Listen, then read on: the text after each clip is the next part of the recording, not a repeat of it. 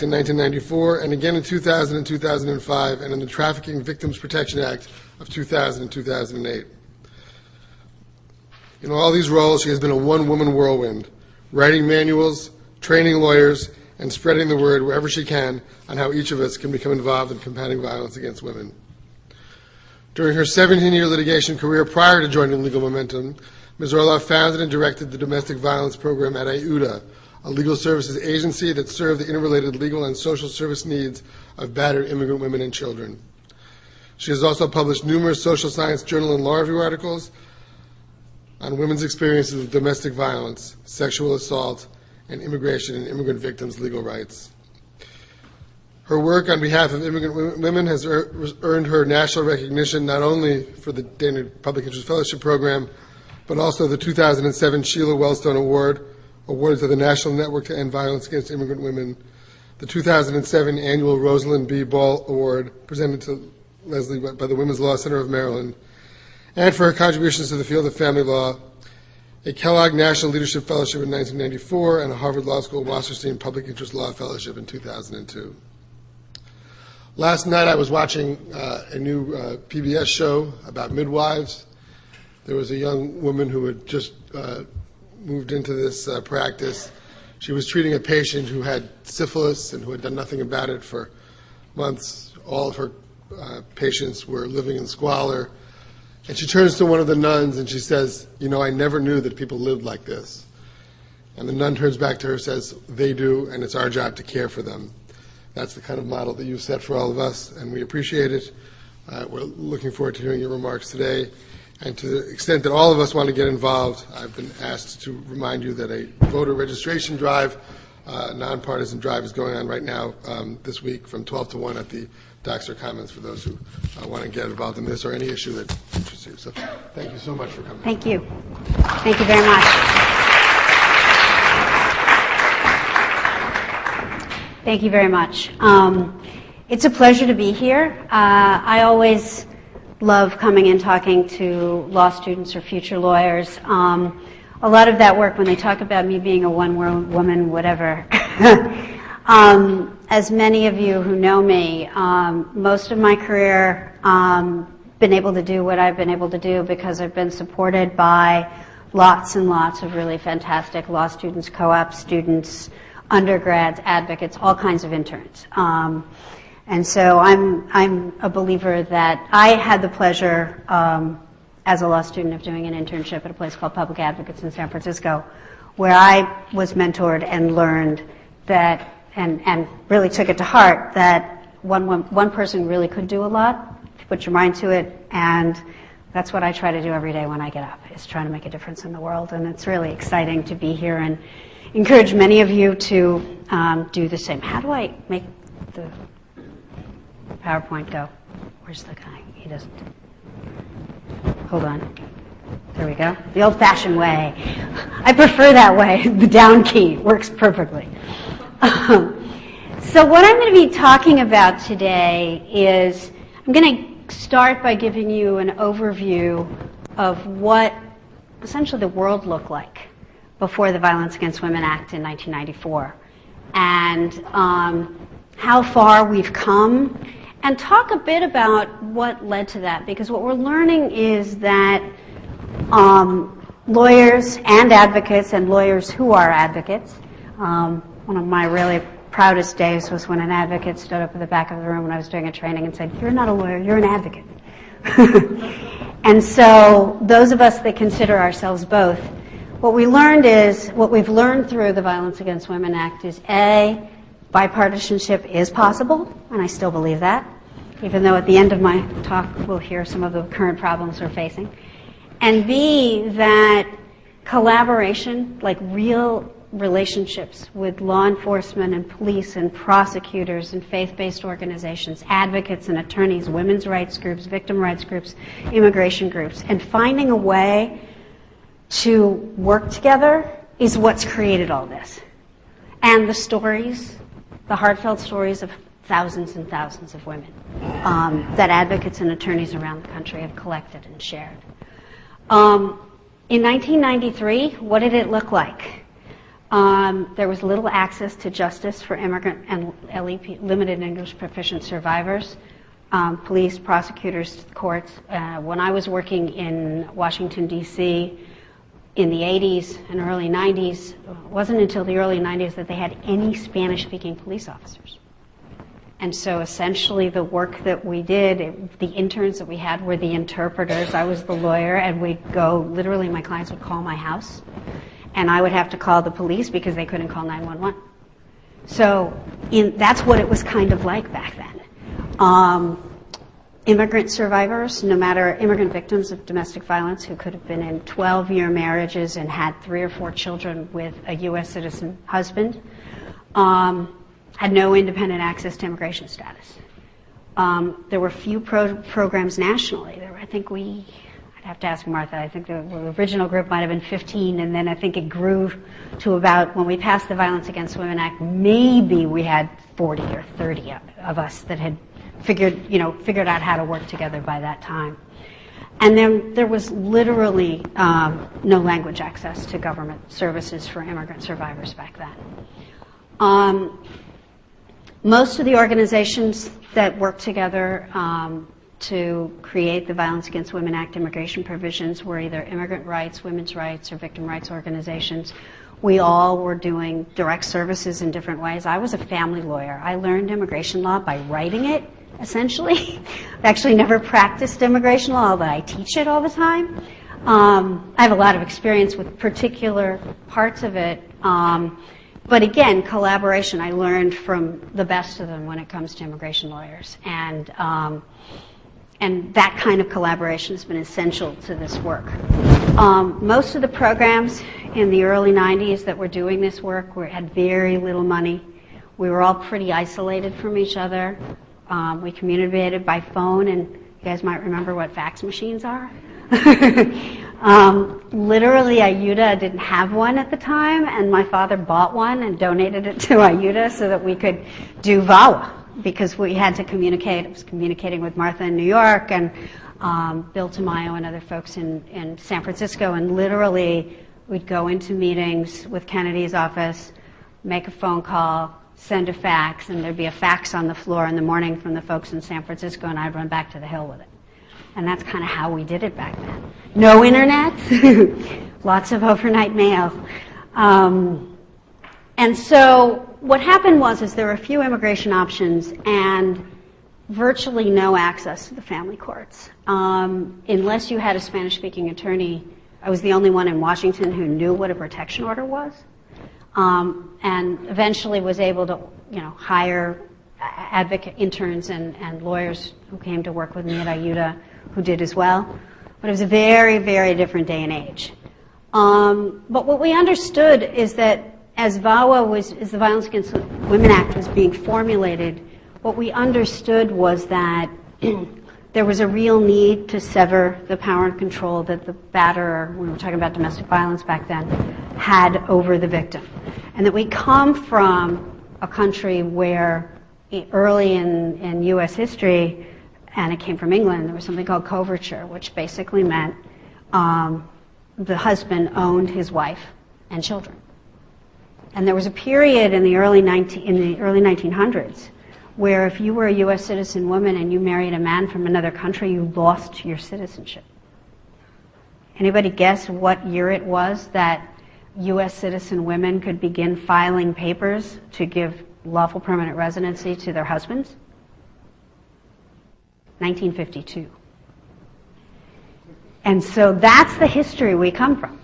It's not that long ago that, that gender equity in the immigration world, many would argue, still doesn't exist. But to a certain extent, didn't exist at all until the 1950s. And so what happens is you had this power and control. You had people, when we started with the Violence Against Women Act, who had a legal right to be here. They were married in legitimate marriages to U.S. citizens and lawful permanent residents, and they had a green card waiting for them. But their perpetrator, the husband, usually, would control when to file, whether to file, etc. And so victims got locked in abusive relationships. And what we've learned as we've moved beyond the domestic violence into the sexual assault realm in particular is that same power dynamic exists between employers and employees in many, chicken processing plants, agricultural settings, et cetera, in the United States today. And that's why the U visa has been the crime victim visa has been so important to many women, because it helps sever that power and control over the immigration status that the employer has, either because he's providing her status, or as in the case of, I worked on the Postfield case in Iowa, which was it was a kosher meatpacking plant that had lots and lots of undocumented workers, lots of sexual assault. I mean, I interviewed a 14-year-old sexual assault victim who was working in the factory. And they never went after the child labor exploitation charges, but they never prosecuted the sexual assault charges. Not surprisingly, unfortunately.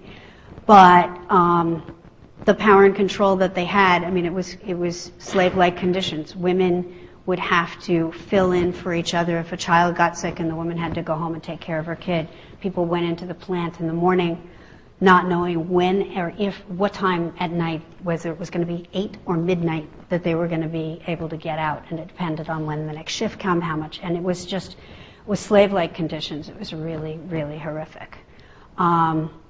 But the U visa helped many, many, many of those victims and their children, or their parents for the child victims. But that same power dynamic was going on there in the employment context, and we see it in farm worker condition. There's been a recent report by the Southern Poverty Law Center that talks about how this plays out for farm worker women as well throughout the country. And so, citizen and lawful permanent resident spouses could decide when to file papers, whether to file papers. They could file it and withdraw it. There was all of this power and control going on. And so what we saw were a whole variety. Over the years, we've seen lots and lots of different kinds of immigration-related abuse.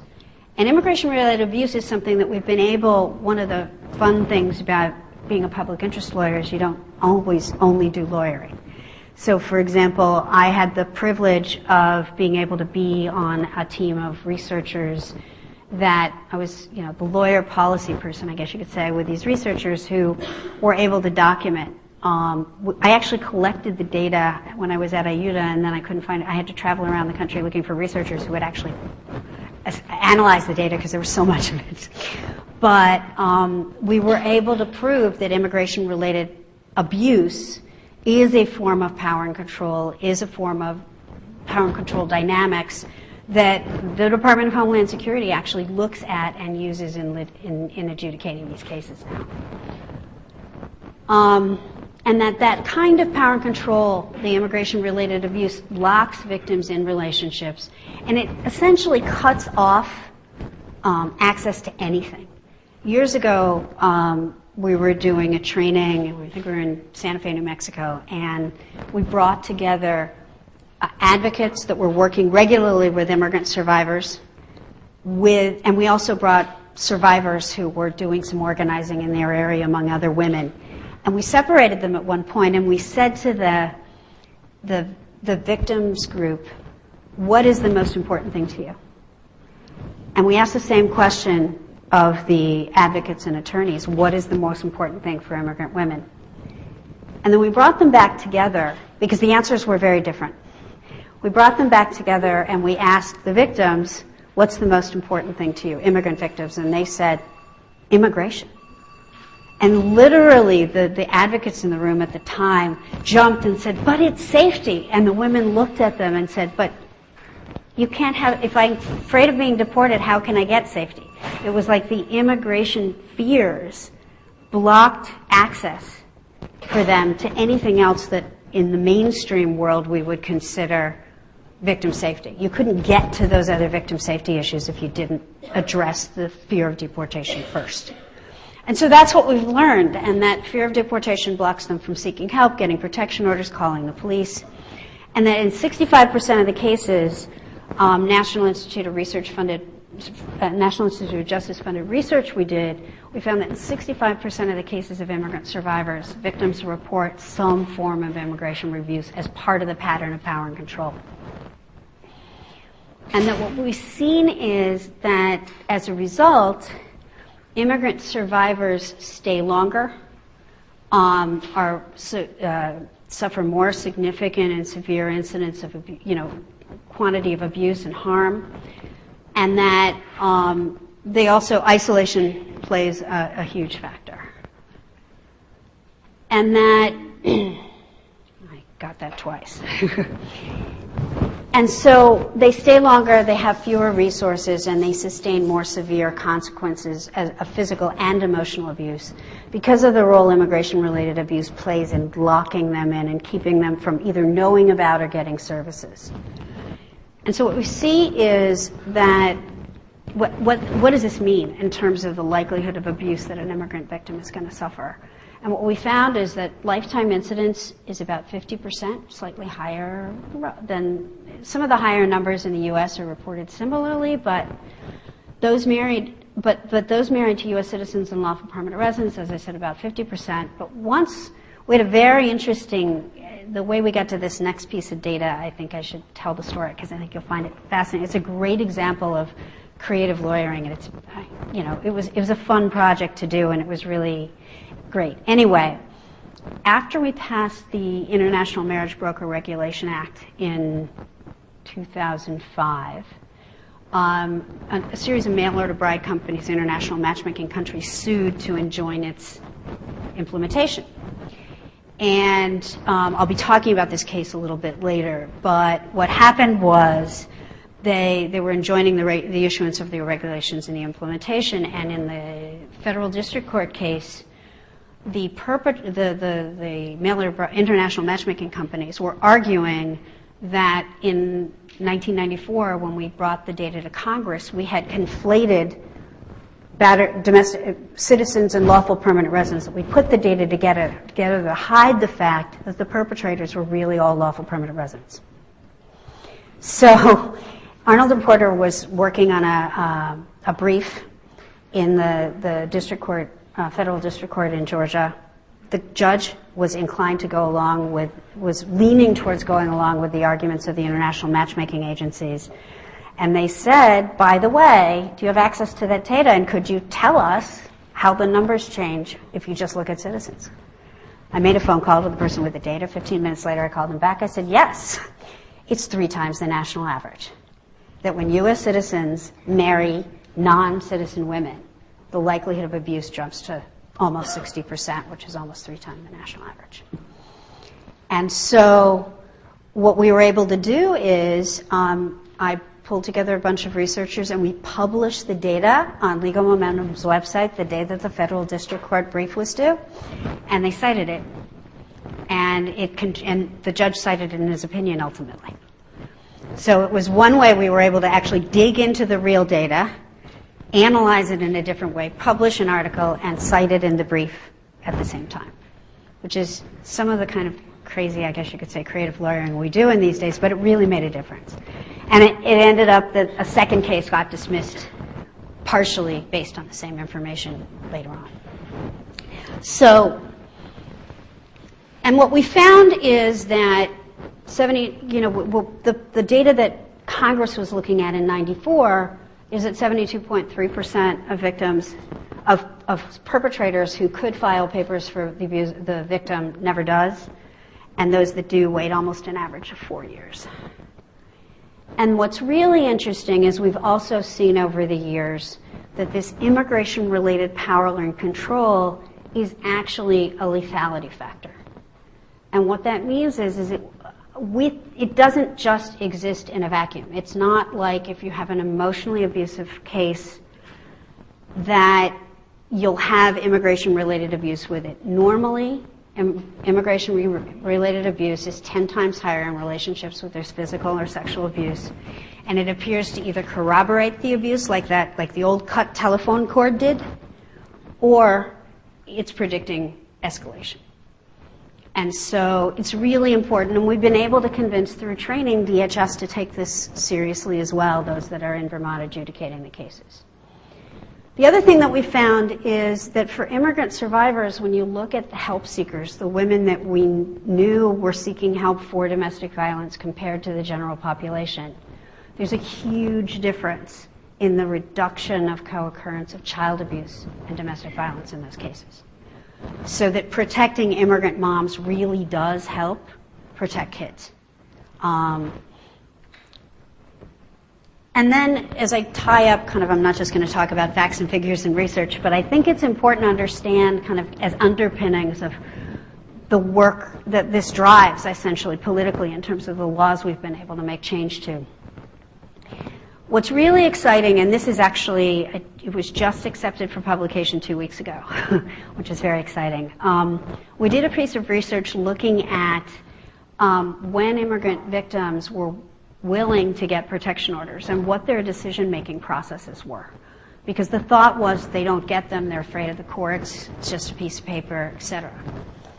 And what we found was that part of the reason women weren't getting them is they didn't know they existed.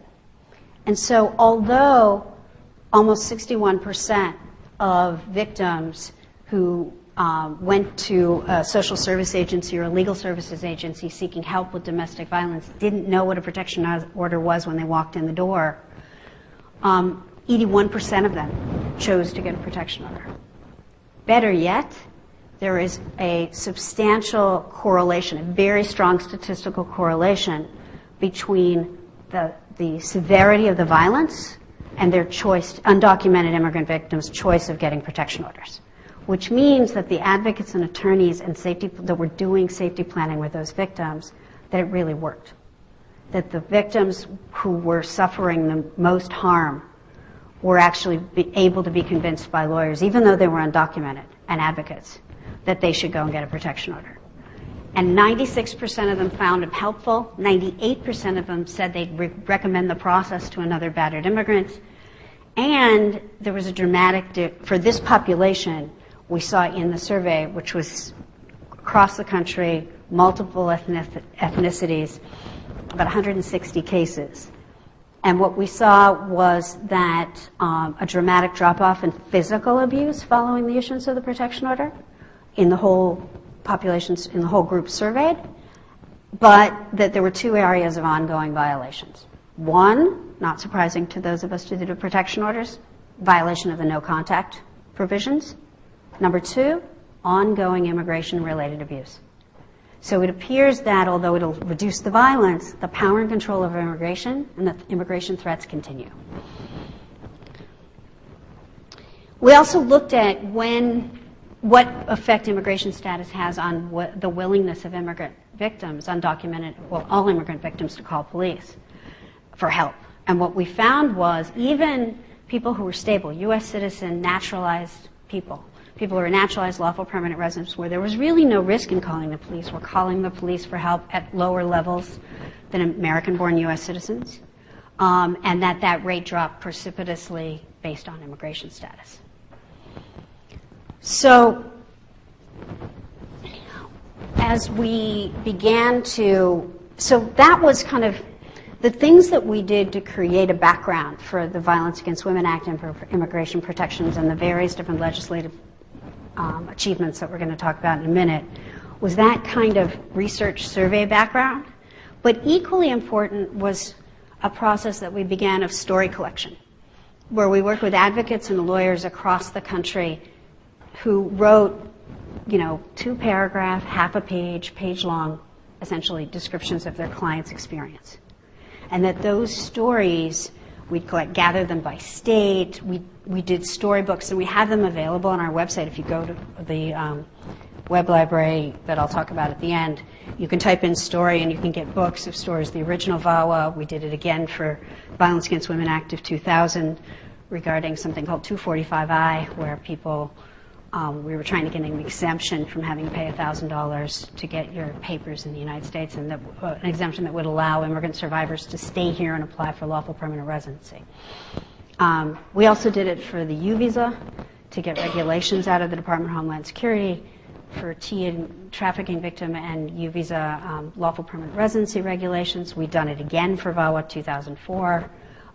So they're really, really potent, effective tools that help not only describe to the legislators what needs to be done and why, but it really provides ammunition for allies inside the Department of Homeland Security writing regulations to make their argument and make their case internally to fight kind of the hard fight they have to do to get a good set of regulations out. And we'll be talking about those kind of collaborations a little bit more.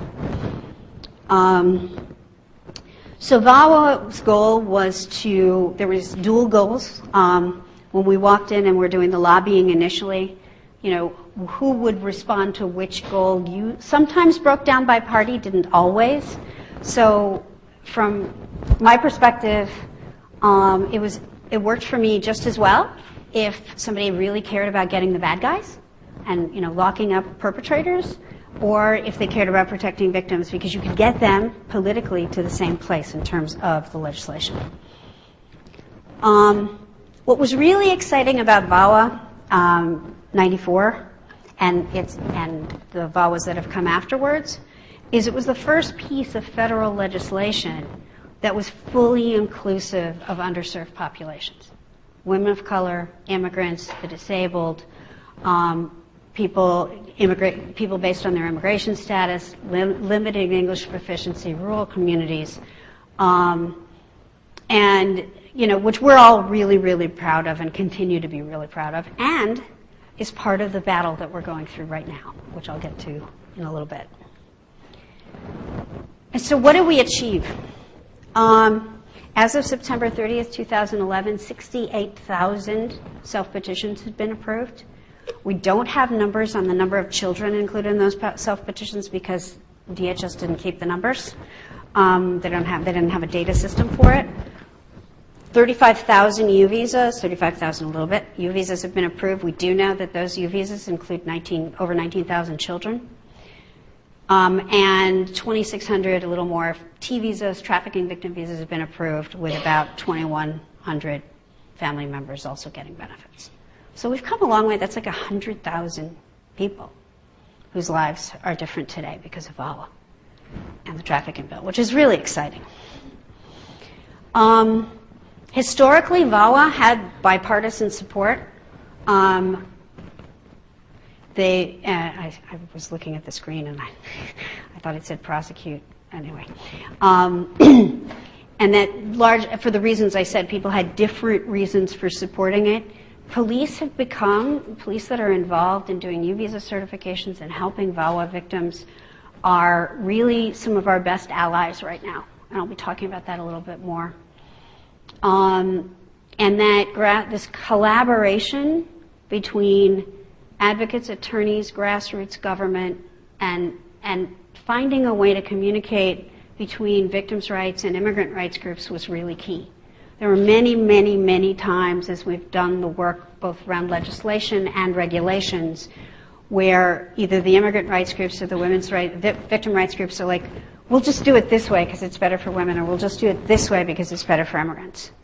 And what happened is oftentimes neither is right. Because if you go too far in one direction or the other, you harm the other group.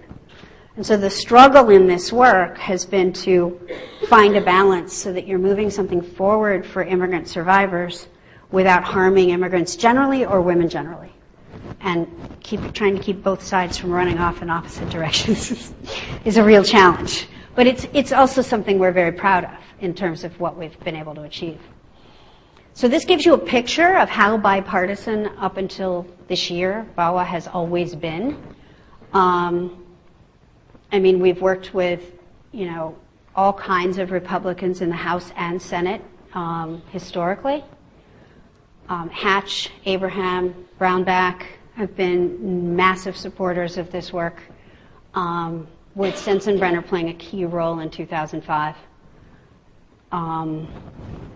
And that one of the reasons, and so as I move into talking about kind of getting towards where we are today, it's important to understand why VAWA works for immigrant victims and why it works for law enforcement, because I think it gives you a good picture of kind of both sides of both parts of the goals of VAWA being achieved. So for immigrant survivors, it means that they're no longer fearful of threats of deportation. that they can actually get. It's a path to legal permanent residency and economic independence. They're more willing to call the police. They have better outcomes in their custody cases because the perpetrator can't just raise immigration status and everybody runs for cover, which is still happening in family courts. So immigration law has moved forward, but the family law challenges still remain and loom quite big. I got a technical assistance call, 3 weeks ago, from a judge that was trying to figure out whether he should turn in the victim in a protection order case to DHS for removal. So it's still happening. Fortunately, there's a lot of good resources, and if we can get on the phone with somebody, we can often talk them out of doing it. But that's why we need all of you, because we need more people out there who can do that work. For law enforcement, it really, law enforcement officers, I do a lot of training with law enforcement officers. One of the best in the country is actually up in Salem, Massachusetts, not too far from here. He's one of the most busy, if not the most renowned, FLETC, Federal Law Enforcement Training Academy trainers in the country on this issue. And, for them, it's serve and protect. And part of what we found is we're trying to figure out how can we help build, what do we need to understand about law enforcement and how they work, so that we can get law enforcement and advocates and lawyers working closer together that result in positive outcomes. For example, U visa certifications and T visa endorsement. And it's really about community policing, and one of the things that we're finding, though, too, is that what really resonates with police when we train them is, what's the most dangerous cases for police? Anybody know? Which former perpetrator is more likely to kill a police officer than anybody else? No. Domestic violence perpetrators. The likelihood of killing a police is exceptionally high, and many of them don't happen on the scene. If you look at, we're actually going to be doing some research soon on this issue, hopefully.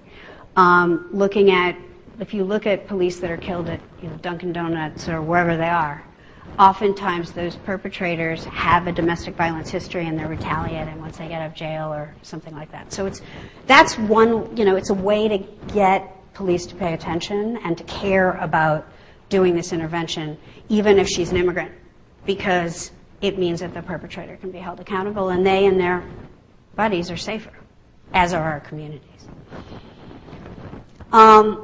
So these are the pieces of legislation that we have been able to pass since the early 90s that benefit immigrant survivors. Battered spouse waiver in 1990, the Violence Against Women Act in 94, 2000 and 2005. We got welfare benefits for immigrant survivors in 96, legal services access actually in 97 and 2005.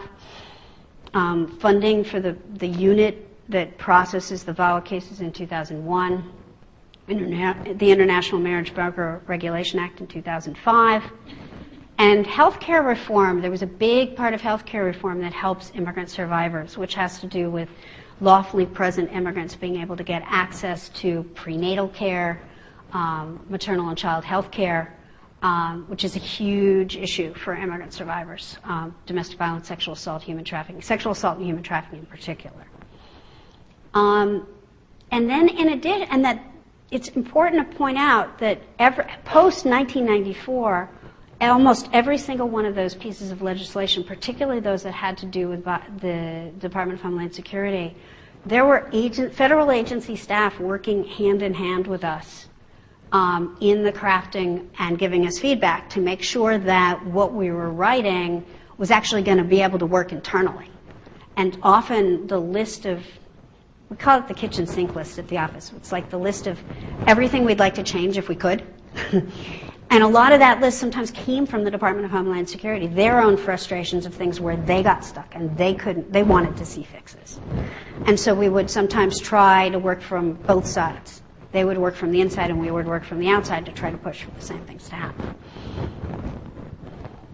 And that we also had an opportunity, again, giving you a broad picture of how your law degree can be used in many different ways.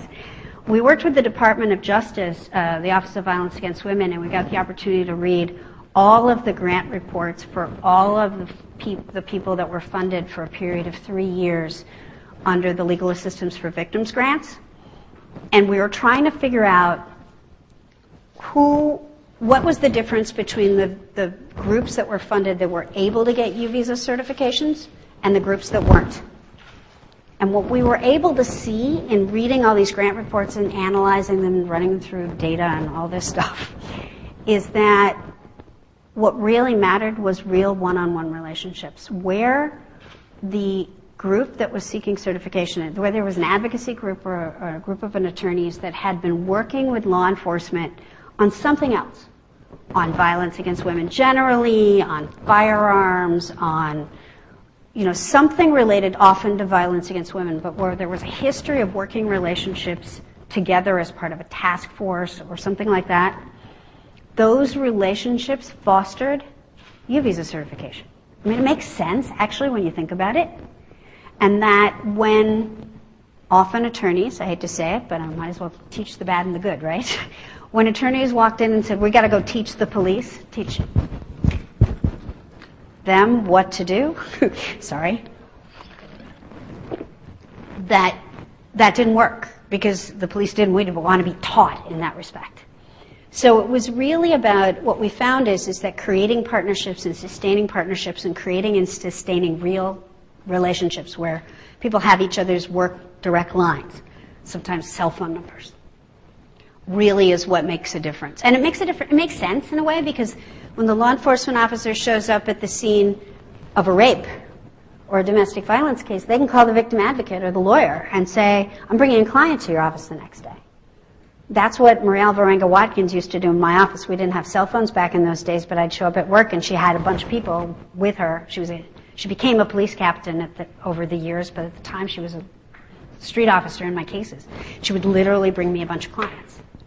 And by working with those clients, then they start bringing their girlfriends. And that's kind of how my caseload evolved at IUTA all those years ago. So it's about developing those relationships that are trusting, respectful, and I guess you could say co-equal, so that it's not like the lawyer isn't better than the police officer and police officer isn't better than the lawyer or the advocate. It's all part of a team that's helping the same victim. So this is my best, I'm not good on flowcharts, but this is kind of my best attempt to kind of explain, I guess you could say, my career or what we have done over the years. And you can start actually anywhere in the circle, but I think the key to being successful in working from a public policy perspective with immigrant survivors is understanding that, you pass one piece of legislation and some people then move on to the next piece of legislation. Well, we never did it that way. We would pass one piece of legislation and then we would say, okay, now we have to implement that piece of legislation. And then we would start working on the implementation and try to help in, providing memos and legal memoranda and analysis on what the regulations should look like. Now, those of you that might teach the Administrative Procedures Act might wonder how we did that. Well, what we did is we didn't have conversations necessarily with DHS. We actually just wrote memorandum what we thought it should look like, and we just send them. And we just send them unsolicited into the world of DHS. And basically what we found is they landed, that they were able to, it gave them the information and background. Initially that's how it happened.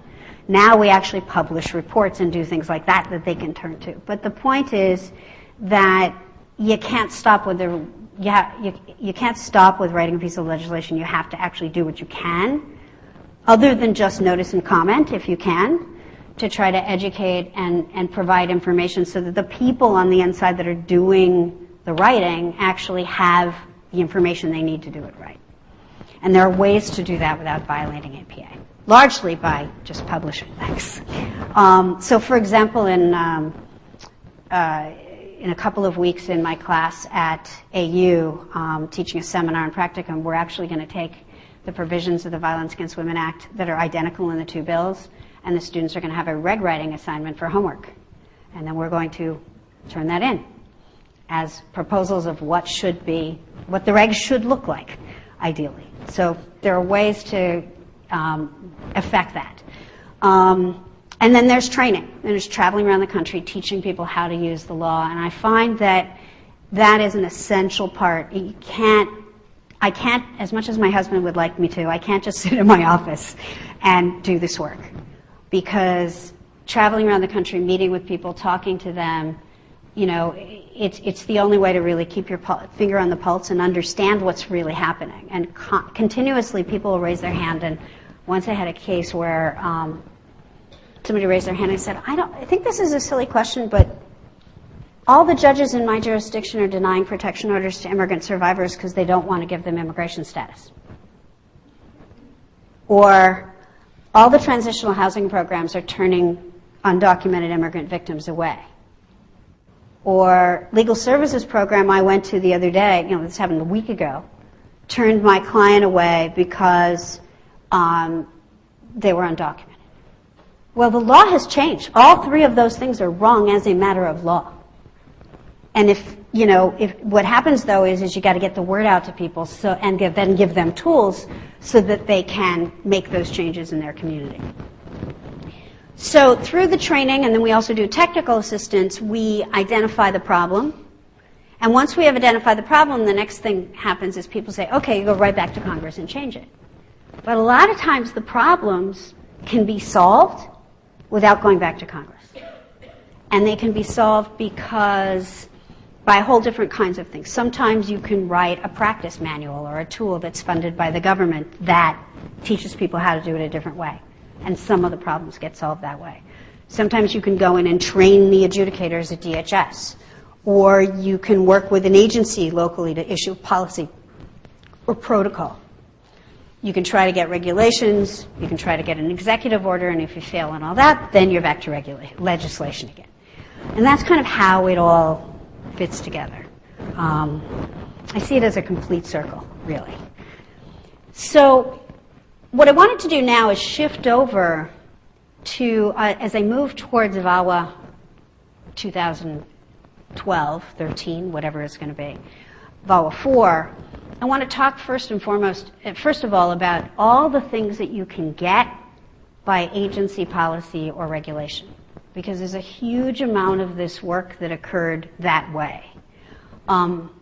So we got Violence Against Women Act regulations in 1996 that were self-petitioning regulations that were quite sensitive to the dynamics of domestic violence experienced by immigrant survivors. Those were the memos we were sending into the stratosphere. We weren't quite sure where they were landing, but they worked. We've got great regulations on policies, programs necessary to protect life and safety out of the Department of Justice in 1996. The VAWA unit was created in 1997, and it was created because we documented all the district offices nationally and what was happening and the stories of the cases that were stuck. And then we worked with the Department of Homeland Security that had us, back to my fax machine, had us actually test. They set up a system in the regional service centers that was trying to help adjudicate the cases that were stuck at the district offices, so that they had us send essentially a memo about how they should be doing this at the regional service centers to all of the regional service centers in the U.S., and one responded, Vermont. And that's how it ended up there. And it responded because there was one guy who actually ended up running the unit who really understood domestic violence. He was an EMT. He did, on the side when he wasn't working for DHS, he ran the fire truck in his community and had seen a lot of this. And he took an interest, and he was the guy on the other end of the fax machine. The faxes were signed by the district director, but they were coming from him. And so it's a great example of how one person in the right place at the right time can make a difference. And I didn't know that was happening until about 3 years later, that we had a conference in Austin, Texas. And after the meeting, we went out to a bar someplace, and I was sitting next to him, and I looked at him and I said, "Were you the guy on the other side of the fax machine?" And he said, "Yes, I was wondering how long it was going to take you to figure that out." Because he couldn't tell me. He's still working for INS at the time. But the point is that it's really important in this work to have those partnerships. So we got Kennedy Amendment implementation from Legal Services in 97, confidentiality implementation from the Department of Homeland, or INS, in 98, access to transitional housing for up to 2 years, 2001. It was actually January 20th, 2001. Anybody know what day that is? Bush's inauguration. The day before, yeah. Yeah, I think the 21st was the inauguration, the 20th. So the day before we got HHS-funded healthcare, those two memos, the last two on the list, came out the day before the inauguration, Bush's inauguration. But what was really interesting is the access to shelter and transitional housing has never changed. The Bush administration never moved to change that policy, and it is the policy today. In the next 8 years, we got funding for the development. Well, first of all, from 1997 to 2012, the VAWA unit was developed, was shaped. There was training. I actually looked earlier today. I was wondering when I first went to do it. First training was late 1998, and we've been involved in training the VAWA unit ever since. And that it is successful in, ferreting out fraud, and I'll talk more about some recent findings on that now in a few minutes, and while at the same time granting immigration protections to immigrant survivors. So between 2001 and 2008, we got DHS confidentiality implementation in 2005. We have one of the memos. There were two of them. One of them is still mysteriously being held up by FOIA. I don't know if we'll ever see it, the one for the immigration lawyers. But we finally got U visa regulations in 2007, and I'll just tell you a little bit about how that happened, because I think it's important to understand kind of how us public interest lawyers do our jobs, I guess you could say. There was a group of the regs were actually about ready to come out in 2005. There was a group of public interest lawyers who decided they were going to sue the Department of Homeland Security for the regs, and guess what happened? It delayed them, because the lawyers got involved at the Department of Homeland Security, and the whole process ground to a halt. And so in trying to get them released, we collected stories from all over the country, which helped in terms of the internal writing of the regulations. But in the end, we went to David Price, who at the time was the chair, I think he still might be. No, he was the chair of the Department of Homeland Security Appropriations Committee, and talked to him about the problem. And so what he did is, in the budget bill, DHS wanted to renovate a new headquarters, and the money was in the budget bill. And he approved the money in the budget bill, and he said, you only get the money after the U visa regulations come out. So guess what happened? The U visa regulations came out. So there's all kinds of really creative ways you can make these things happen.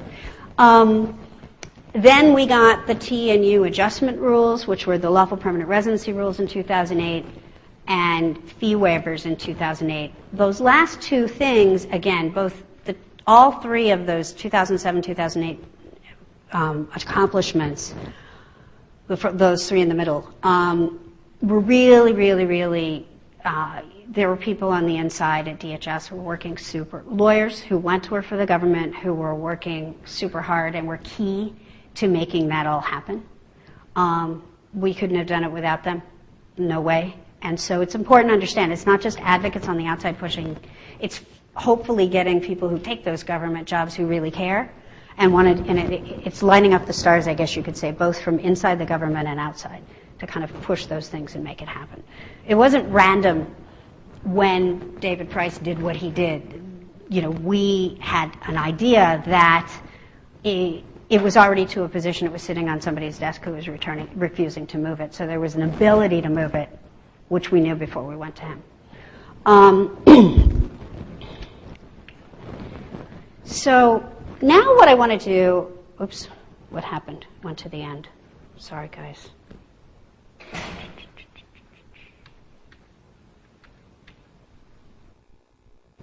Okay. Am I going? Which way am I going? Sorry, I can't get back. Okay. So what's happened more recently is that, how many of you have heard, I'm sure everybody, about the Deferred Action for Child Arrivals? Okay. And how many of you have heard news reports that, like, all of a sudden Obama's doing this for Latinos votes, right?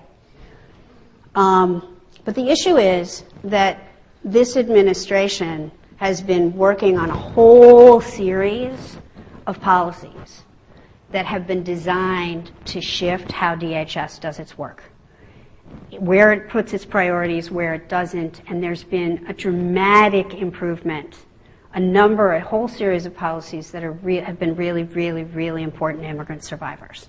So as a result of I think it was initially Postville, and then, what's the raid you worked on, Hema? New Bedford. Prior to those raids, there were no humanitarian release policies. Because of the work that a lot of advocates did in 2007 and 8, ultimately the Bush administration issued humanitarian release policies, but only for raids and only for employment raids over a certain number. Like, originally it was only for big raids, and then they reduced it to if they're going after 25 or more people.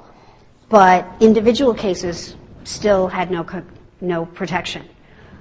What's happened beginning in 2009, that protection for humanitarian release, what that means is if let's go back for a second to Postville. I'll give you an example of what happened in Postville. Current law, because of humanitarian release and because of some additional policies I'm going to talk about in a minute, current law says that when DHS stops you, they're going to ask you whether you have children. Now, if you're an undocumented woman with 2 undocumented children and you get picked up at work, your general inclination is going to be to do what? What are you going to say when they ask you if you have children? No, you don't. Well, it turns out what happened in Postville is that the women who said they didn't, even though they did, ended up deported. And the women who admitted to having children, even if they were undocumented, were the ones that got humanitarian release, ultimately found themselves away to lawyers and got U visas. And so one of the things that we do training all over the country, and we just actually took me 6 years, but I got the Office of Violence Against Women finally to approve a Know Your Rights brochure for advocates to use with immigrant victims. And what it focuses on, things like that. First thing to tell your client, if she's a mother, she's stopped by DHS, tell them you have children. Because if you have children, they're not supposed to detain you. And their policies are that they're supposed to ask you at the site, they're supposed to ask you at the detention center, et cetera, et cetera. We all know, but generally speaking, what I can say is where it hasn't happened and we've gotten technical assistance calls, we've been able to get DHS to turn itself around pretty quickly and release the victim. And that's newer now. So breastfeeding mothers, sole primary caretakers of children, that's humanitarian release. In 2010, we got post-secondary educational grants and loans for VAWA self-petitioners. I am hoping that by the end of 2012, we're in negotiations right now with the Department of Education to get, and we just did a survey that people were just amazing. We started using SurveyMonkey to do surveys nowadays. And the Department of Education gave me a week to do a survey, with the return date on the survey being the day after Labor Day. And I thought they were kidding. But they said, no, we have a deadline, we have to do this. We got 168 responses reporting on over 7,000 cases of U visa victims from across the country, that we were able to get the data back to the Department of Education to support the argument that what we basically found is 98.2% of U visa victims know they qualify for lawful permanent residency before they apply. The other 0.8% are people that are planning to go home. And so what that means in terms of Department of Education is that those victims can get post-secondary educational grants and loans, and so can their kids. So we're pushing for that right now, and we're hoping to maybe have that by the end of the year. I talked about healthcare reform. But these are the series of DHS memos that the department has been issuing over the last 2 years, kind of ending, or year and a half, 18 months, ending with, not even ending because there's more that's come out recently, but before they issued the deferred action for immigrant children. We worked for about 6 years with the Department of Homeland Security, encouraging them, and they finally did issue a computer check system. So if a victim is picked up, let's say both of them are picked up in a dual arrest and the victim gets detained, they take her fingerprints and they send it through the Secure Communities program to DHS. They're now somebody that's supposed to be receiving those fingerprints who should be checking, has a computer system they can check and treat a battered immigrant with a pending VAWA case or a U visa case as if they were a U.S. citizen and tell the local police we have no interest in them. That's what's supposed to be happening. We actually have some meetings set up with DHS next week or the week after to kind of work out making sure they really are checking the right computer systems. But the system exists, and if you're working on a case and that becomes an issue, we have the actual broadcast facts that went to the field and DHS up on our website, so you can download it and take it into wherever you need to take it. Prosecutorial discretion in crime victims cases, they basically are discouraging not only crime victims but witnesses, people who bring EEOC sexual harassment cases that wouldn't be covered by any form of immigration relief. They're discouraging deportation of those people. They're low priority for deportation. And then essentially halting proceeding. What happened was there were a series of directives issued that were designed to halt removals and require all of the trial attorneys at the Department of Homeland Security review all of their cases. And what was supposed to happen, and I'm looking at him, I'm sure there's other immigration attorneys that are, what I've heard is it's not resulting in as many dismissals as it should have potentially. But what's supposed to happen is if somebody at DHS wants to continue with a deportation case against somebody who's a low priority for removal, they have to get supervisory approval. And so that is a deterrent to both bringing the cases and continuing them. I mean, how effective is going to be able to tell, we'll see over time. But basically for immigrant survivors, what this means is you have VAWA confidentiality protection against removal as soon as you file your case, so that if you file a protection order and you serve the batterer with papers, and he then calls DHS to show up at the courthouse and pick you up, they'll already have a case in the system that should stop them from going. They should be stopped from going because it's illegal for DHS to do enforcement actions at courthouse since VAWA 2005, but they're still doing them. So it's like another mechanism to try to hold that off. Did I go down? It's not going down. What's going on? Hold on. Somebody.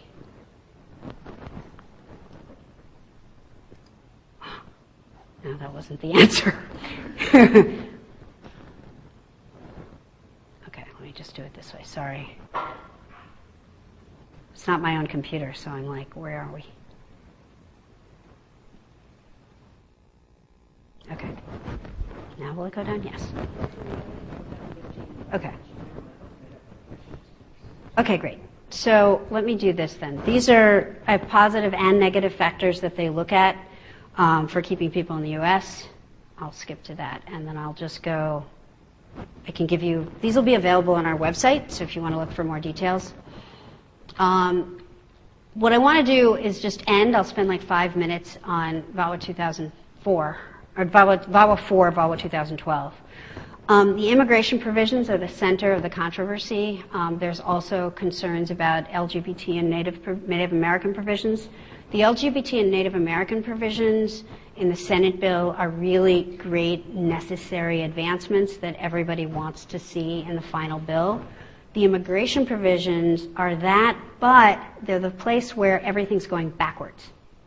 So what's happening is that the immigration provisions are actually taking relief away from people that currently have it, and they'll make it retroactive to anybody who has a pending case on the date of implementation.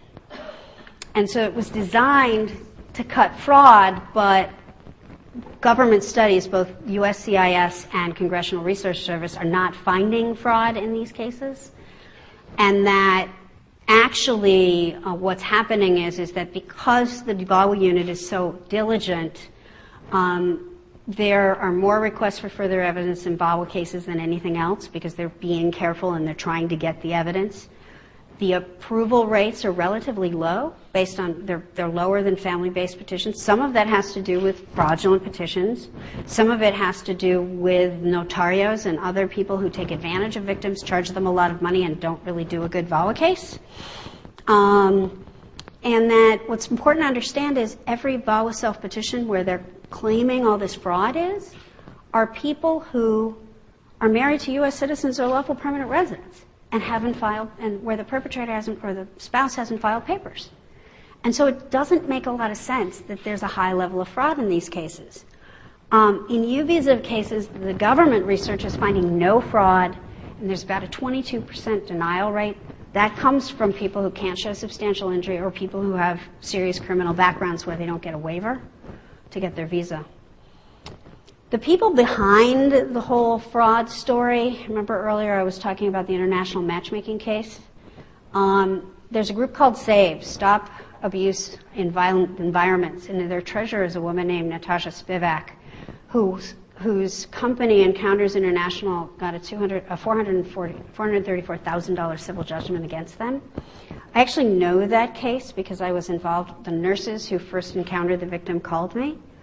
And essentially the facts were that she knew about the abuse. She told the victim she had to go back to her perpetrator or she'd have her deported. The victim stayed. She didn't give her information, and ultimately the victim was harmed. And that's who is on the Hill trying to fight VAWA right now. There are also individual cases. There was a case in which a victim testified in July that has been a center of a lot of the controversy around VAWA.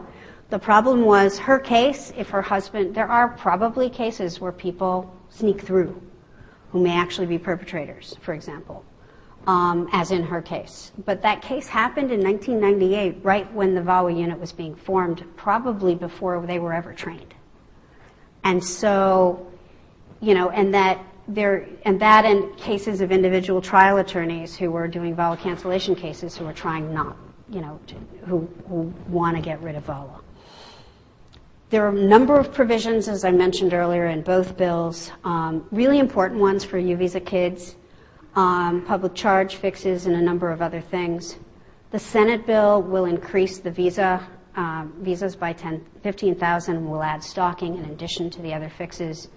The House bill, however, will authorize DHS to consider perpetrator-provided information, mandate an additional interview at the district office for victims, mandate considerations negatively, not positively, not unbiasedly, just only negatively. You can take a negative inference from the fact that prior petitions might have been filed, although they may contain really good information that would help the victim's case. And there's a variety of other problems with the House bill generally. The biggest one is it will get rid of lawful permanent residency for almost all U visa victims. So it's a really, really bad rollback. And that we're hoping, essentially what we've been able to do is gather stories from police. The police officers that we train with around the country have been collecting other stories and statements from police officers around the country to try to counter what's going on. Researchers have come together and given information and stories from the field, and we're hoping, after the election, maybe something can happen lame duck. And if not, it's a must-pass bill, and we'll be facing it in 2013. So I'll stop there. Almost 15 minutes for questions, and this is where you can get further information. Thank you very much, and I'll be happy to take questions.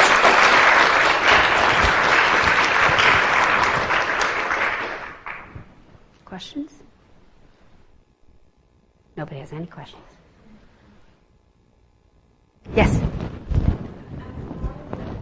far as the research goes, if you just research women who are immigrants married to spouses who are U.S. citizens, or does it also include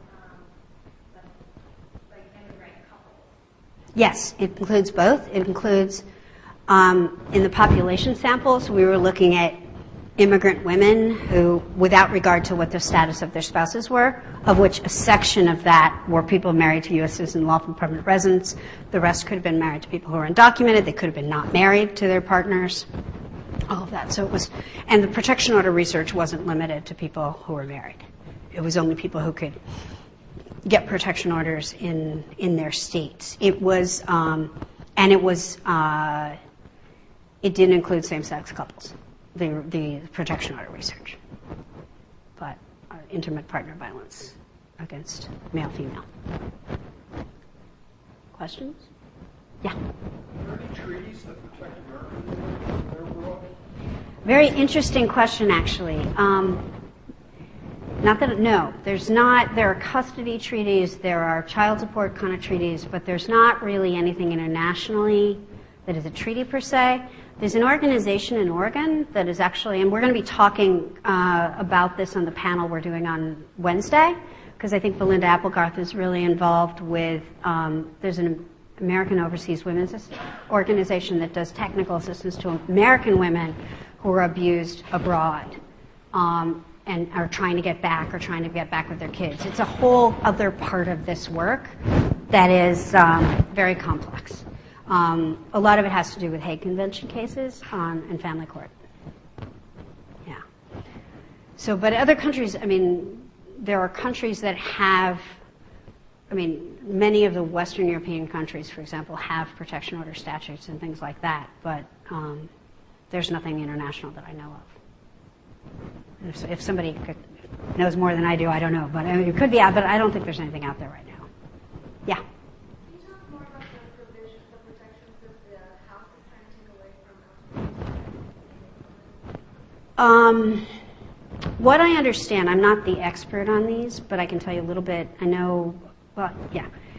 Okay, so the LGBT provisions are designed, what's going on with LGBT survivors is a lot like what happened with immigrant survivors in the past, which was when we first passed VAWA, everybody was supposed to be included, but in an actual practical sense, victims weren't getting services. Immigrant victims or LEP victims weren't getting services. So there's been a lot of work done, and because of that, in VAWA 2000, we included alienage status as an underserved population to help drive the services to that population, which it in fact did.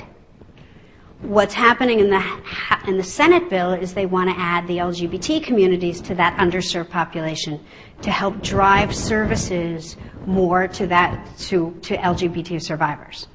The House doesn't want it. The House isn't willing to accede to those provisions. So that's what I know about the LGBT. Did I miss anything, Emma? Yeah, I think that's what's... And then the Native women, what happens is there was a provision, the way protection order, because Native populations, Native tribes are countries, they're their own, they have their own legal systems. What was happening is in the original, I don't remember exactly how it got done this way, but in original VAWA and its successors, protection, or essentially as it is right now, if you are a Native woman and you are abused by a non-Native male perpetrator or female, either way, if you're a Native, gender isn't the issue.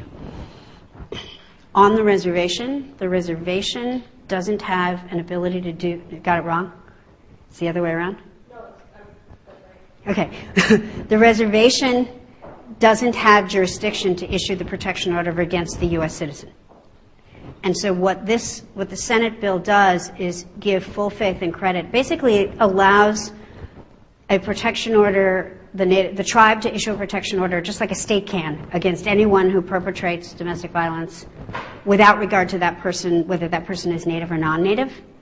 And what they're objecting to, what the House is objecting to, is that, you know, U.S. citizens will then be subject to protection orders by Native American tribes. And so that's the issue. And so the Senate bill corrects that and the House bill deletes that provision. Yeah? A little bit about the foreign education post-secondary Grants. grants. Mm-hmm. Talk a little bit more about how they're going to give grants to people I can tell you what we're advocating. Yeah, I'll tell you what we're advocating. Well, I'll tell you first what they did in 1996 when we got welfare reform for battered immigrants. What it was supposed to do was give post-secondary educational loans to battered immigrant VAWA self-petitioners and their children. It wasn't until 2010 that we actually got that to happen. So now there's a letter from the Department of Homeland Security to the people that do grants, FAFSA and in all the universities around the country, saying, here's how you do a case if it's a battered immigrant, self-petitioner, or a child. And in the conversations with them, it became clear that the education statute says we give post-secondary educational grants and loans to anybody who's here for other than a temporary purpose, who intends and basically has a path to lawful permanent residency or citizenship. So the question about U visas is it other than temporary, and is there a path? And the legal research that we just turned into DHS to Department of Education together with the social science research, the SurveyMonkey research, is what we found is that if you take, I think there's 84 different kinds of immigration status you can have. And if you take them all and you analyze them, what you'll see is there's ones where the applicant victim or the applicant is in total control of whether they apply for lawful permanent residency. They don't depend on anybody else. It's in their control. And then there's a whole other group where an employer has to file, a spouse has to file, et cetera. And so what we're arguing is that the U visas are one of those where the victim can control her own level of cooperation. And if she already qualifies because she can show humanitarian need, public interest, or family unity, which is what you need to do to get lawful permanent residency, then she would qualify. So we're arguing that U visa applicants should be, and their children should be able to get it. I don't know whether they're going to land on applicants, recipients. It should be one of those two, but I'm not sure where in that trajectory they're going to land. No. It's FAFSA. Right, it's post-secondary educational grant. So they'd have to qualify in every other way, but they're able to file those applications and be eligible. So it's more than DREAM Act, because it's people who will actually, they're on a way to a path and they can get federal benefits, even though they're undocumented. Yeah. I really thank Leslye for giving a wonderful, wonderful talk. I know people have tons of other questions, but she's here for the next 2.5 days and available to meet with you. Catherine Schulte from the Domestic Violence Clinic has put together a wonderful roundtable that will be in this room on Wednesday. You want to say a word about that? Sure. So the event on Wednesday, same time, same place. We have the title of the presentation is Emerging Issues in Family Law for Immigrant Survivors. So we have a really wonderful group of practitioners and trainers who deal with these issues on a daily basis, who will be coming in to discuss kind of the more family law side of the challenges facing immigrant survivors. And of course, Leslye will be part of that panel as well. And we have something for you. Thank you. Well. My But goodness. if you want to meet with Leslye, Janice Galligan is the person who has the sign-up sheet. She'll be available to students for the next 2.5 days. Right. And thank you so much, Thank Leslye. you.